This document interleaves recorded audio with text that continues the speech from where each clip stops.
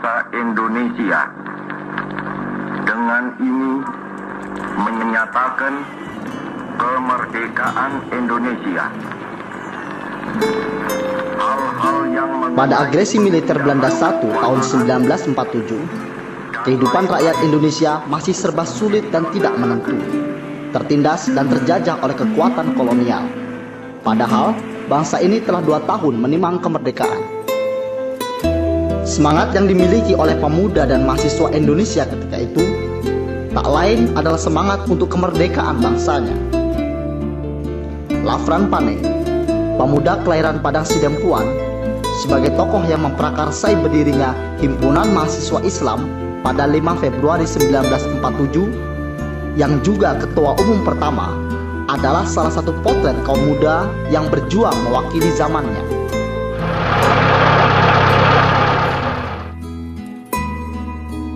Sejak awal kelahirannya, HMI tampil dengan nilai-nilai keislaman dan keindonesiaan. Pada Kongres 5 di Medan, tahun 1957, HMI secara tegas menyatakan komunisme bertentangan dengan Islam. Keputusan Kongres ini tentu saja merupakan hambatan bagi laju perkembangan PKI setelah sebelumnya mendapat kesempatan rehabilitasi. Aidit tidak tinggal diam.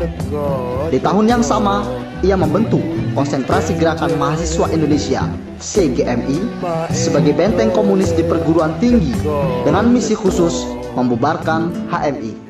Di mana 1 hari sebelum gerakan 30 September, DNID tidak memaksakan HMI bubar dalam forum rapat umum CGMI, Konsentrasi Gerakan Mahasiswa Indonesia, di Istora Senayan.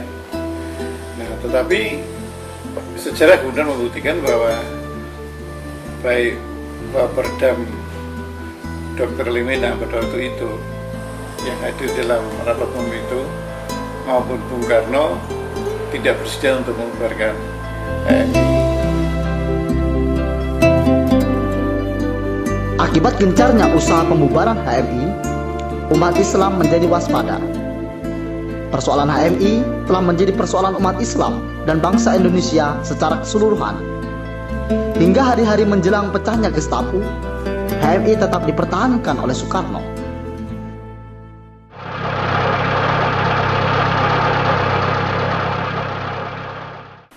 Indonesia diharapkan akan memimpin Islam.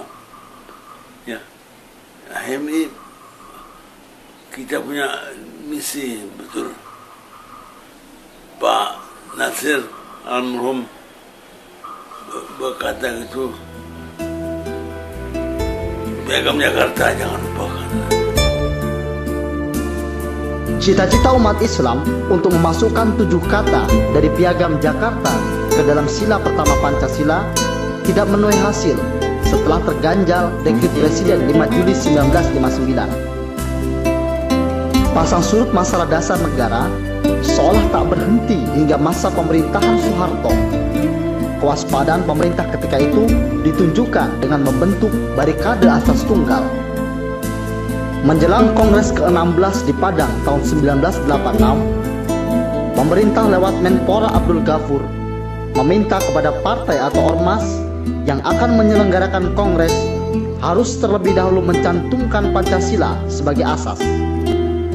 Jadilah mimpi buruk itu sebagai kenyataan, di mana HMI harus menerima Pancasila sebagai asas tunggal.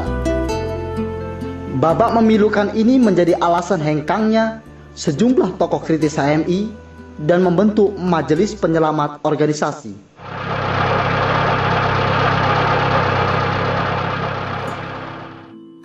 Ikatan kuat di antara organisasi-organisasi ini akan selalu menjadi pegangan teguh kita HMI di dalam kontribusinya menselaraskan bahwa kita harus memberi teladan bagi seluruh kelompok masyarakat untuk bergaul bersama-sama membangun bangsa dan negeri ini tanpa memandang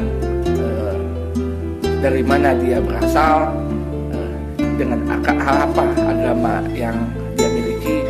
Jadi tidak harus memperhitungkan identitas-identitas yang ada.